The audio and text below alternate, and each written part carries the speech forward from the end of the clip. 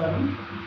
ఈరోజు వైఎస్ షర్మిలమ్మ గారు బద్వేల్ కాన్స్టిట్యున్సీకి వారి ప్రచారం నిమిత్తం రావడము, మా అధినేత అయినటువంటి వైఎస్ జగన్మోహన్ రెడ్డి సార్ని కానీ, ఇప్పుడు కడప పార్లమెంట్ ఎంపీ అభ్యర్థి అయినటువంటి అవినాష్ రెడ్డి సార్ గురించి కానీ ఆమె చేసినటువంటి వ్యాఖ్యానాలను మేమందరము ఈరోజు బద్వేల్ కాన్స్టిట్యున్సీలో ఉన్న వైఎస్ఆర్సీపీ కార్యకర్తలు ప్రతి ఒక్కరం కూడా తీవ్రంగా ఖండిస్తున్నాం. ఎందుకంటే మనము డాక్టర్ వైఎస్ రాజశేఖర రెడ్డి కానీ, వారి తమ్ముడు వైఎస్ వివేకానంద రెడ్డి సార్ కానీ ప్రజలకు ఏ విధంగా అందుబాటులో ఉండి అనునిత్యము ప్రజా సమస్యల పట్ల వాళ్ళు ఎలా స్పందించేవాళ్ళు ఈ రోజును గమనిస్తే, వైఎస్ జగన్మోహన్ రెడ్డి సార్ కానీ, ఆయన తమ్ముడు వైఎస్ అవినాష్ రెడ్డి సార్ కానీ ప్రతినిత్యం ప్రజల్లో ఉండి వాళ్ళు ప్రజా సమస్యలు ఏ విధంగా పరిష్కరిస్తున్నారు. ఇప్పుడు పార్టీ పెట్టినప్పటి నుంచి ఇప్పటి వరకు కూడా ఈ కడప పార్లమెంట్లోనే కాదు, అందరికి కూడా తెలుసు.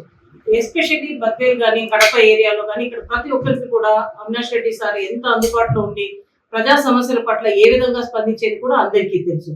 ఇవన్నీ చూస్తున్నా కూడా ఈ రోజు వాళ్ళు ఒక తోబుట్టులుగా ఉండి కూడా షర్మిలమ్మ గారు కానీ సునీతమ్మ గారు కానీ వచ్చి వారు చేసిన వ్యాఖ్యానాలు చాలా మేమందరం కూడా ఖండిస్తున్నాం. ఎందుకంటే ఇప్పుడు వివేకానంద రెడ్డి సార్ హత్య జరిగింది, అది దారుణమైన విషయము, అందరం దానికి బాధపడుతున్నాం. కానీ ఆ జరిగిన సంఘటనలు జరిగినప్పుడు ఎవరైతే చేశారో వాళ్ళు బయట అప్రూవర్గా మారిపోయి మీడియాలో వాళ్ళని పెద్దవాళ్ళని చేసి వాళ్ళు బయట ఉన్నారు. కానీ ఒక నింద పడిన వ్యక్తిని మాత్రము ఆయననే ఒక దోషిలాగా కోర్టులో ఇంకా విచారణ జరుగుతున్నా కూడా వైఎస్ అవినాష్ రెడ్డి సార్ మీదనే నిందను మోపేసి ఆయనను ఆల్రెడీ ఒక హంతకుడు అని మాట్లాడటము ఎంతవరకు న్యాయం మీరందరూ కూడా ఆలోచించాలి. ఇది ఇంకా విచారణ జరుగుతుంది. ఈ విషయంలో వాళ్ళు కూడా ఆలోచించి మాట్లాడితే బాగుండేది.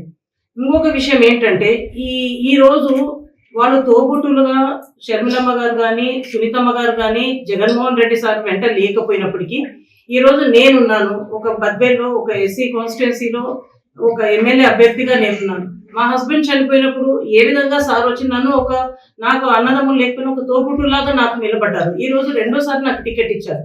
ఈ విషయంలో అధిష్టానం ఎంపీ అవినాష్ రెడ్డి సార్ కానీ జగన్మోహన్ రెడ్డి సార్ కానీ వాళ్ళు ఎంత మా కుటుంబం పట్ల ఎంతనో వాళ్ళు ఆదరణ చూపించబట్టే కదా ఈరోజు నేనున్నాను.